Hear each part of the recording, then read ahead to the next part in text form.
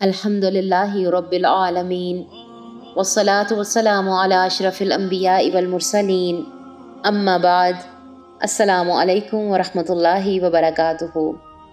آج کا سچا واقعہ، اور آج کا سچا واقعہ ہے سورہ مومن آیت نمبر 27 سے 32 تک کا واقعہ، جس میں فرعون نے حضرت موسیٰ علیہ السلام کے قتل کا حکم دیا اور اس پر ایک مومن کا بیان۔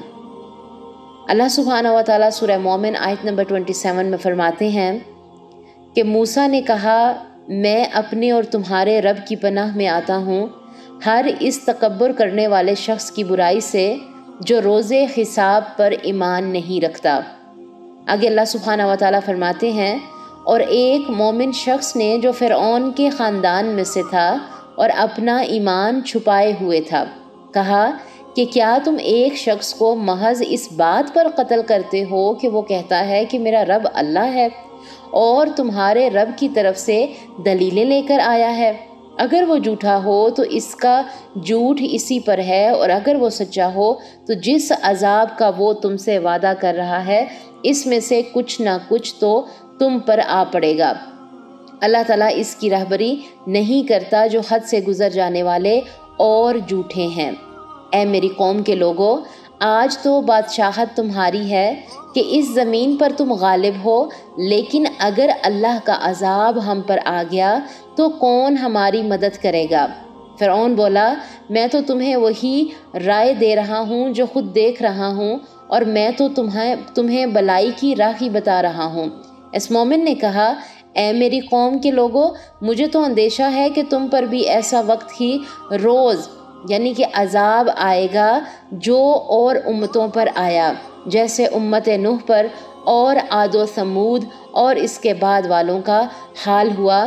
اللہ اپنے بندوں پر کسی طرح کا ظلم نہیں کرتا، اور اے میری قوم، مجھے تم پر ہانکو پکار کے دن کا بھی ڈر ہے، جس دن تم پیٹھ پھیر کر لوٹو گے، تمہیں اللہ سے بچانے والا کوئی نہ ہوگا، اور جسے اللہ گمراہ کر دے اس کا ہادی کوئی نہیں۔ یہ آیات ان حالات کا بتا رہی ہے جب حضرت موسیٰ علیہ السلام لگاتار توحید کی تبلیغ کر رہے تھے، جس سے فرعون ناراض تھا، غصے میں تھا، تو اس نے کہا کہ میں موسیٰ کو قتل کر دوں گا، جس پر دربار میں موجود ایک نہایت ہی اہم عہدہ پر فائز اور فرعون کی برادری کا فرد جو حضرت موسیٰ کی اللہ پر ایمان لے آیا تھا مگر اس نے اپنا ایمان چھپایا ہوا تھا، وہ خاموش نہ رہ سکا اور بول پڑا کہ اللہ تعالیٰ نے اس کو مومن کا خطاب دیا ہے۔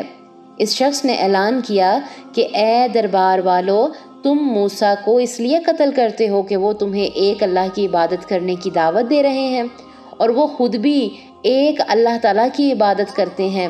اگر موسیٰ اپنے بیان میں جھوٹا ہے تو وہ خود ہی عذاب بھگتے گا، اور اگر سچا ہے تو تم اس کی مخالفت کرتے ہو، تم پر بھی عذاب آ سکتا ہے۔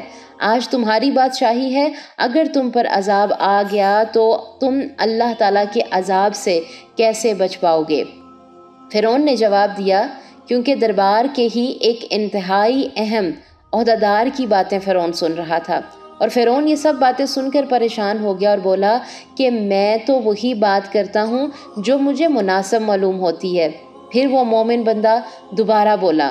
فرعون کی بات کے باوجود مومن نے دوبارہ فرعون کو مخاطب کیا اور کہا کہ مجھے خوف ہے کہ اگر تم ایمان نہ لائے تو تم پر بھی سابقہ قوموں کی طرح عذاب آ سکتا ہے، جیسے قوم نوح پر آیا، جیسے قوم عاد و ثمود پر آیا، جیسے لوط جیسا عذاب آ سکتا ہے۔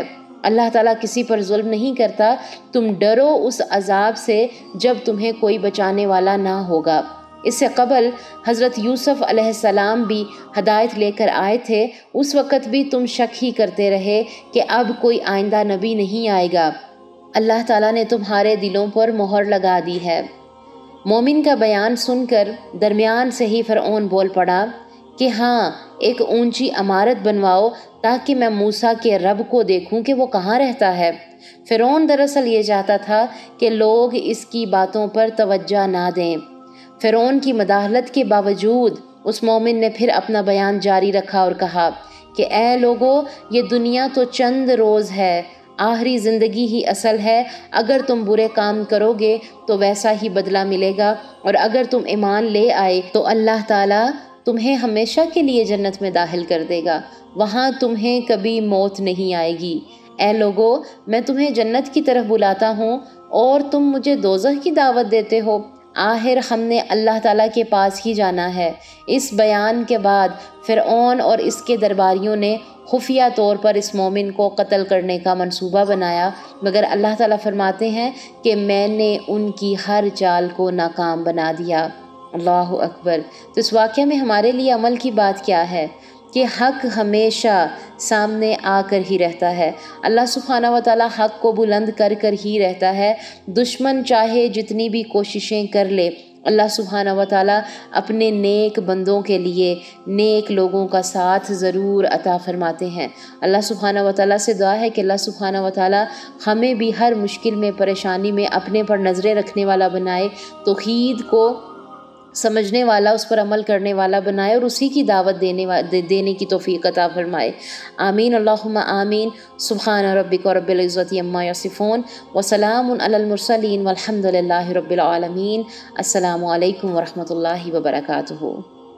वो तमाम हमारे प्यारे सिस्टर्स जिन्होंने अभी तक हमारे चैनल को सब्सक्राइब नहीं किया है, वो हमारे चैनल को सब्सक्राइब ज़रूर कर दें। कमेंट बॉक्स में जाकर हमें अपनी राय का इजहार ज़रूर किया करें।